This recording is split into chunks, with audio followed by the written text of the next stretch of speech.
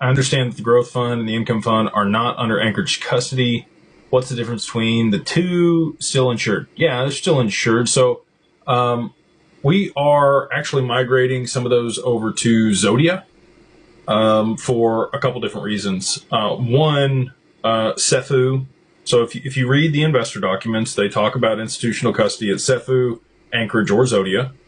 And they're migrating them to Zodia so that we can get a full line of margin against them. Right now we get 80% at SEFU, and we would like to get the full 100%. And I like Zodia's custody better, like they use Ripple custody. So I think they've effectively moved those over there as far as I know. And if Anchorage could support off-exchange settlement and a lot of the stuff that we want to do, then we would just leave them there.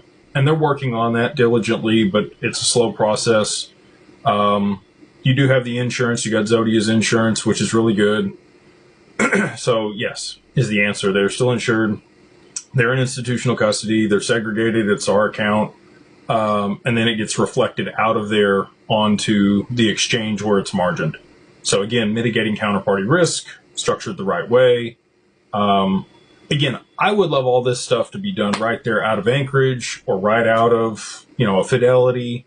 Fidelity and a lot of these large institutions are hiring people specifically to build this stuff out and make sure that they have these capabilities. But there's still 12 to 18 months from really having off-exchange settlement or atomic settlement or a lot of the things that I want them to have. There's a really specific way that I want this done. We got this stuff to market in an imperfect way.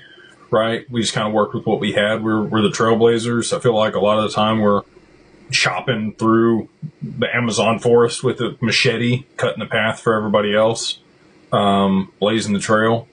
And, sometimes you do the best with what you have. And we've disclosed all those things. So again, if you're an investor, all of that is in the PPM subscription agreement, all the stuff that we've had drafted with Colm Allen and their legal counsel.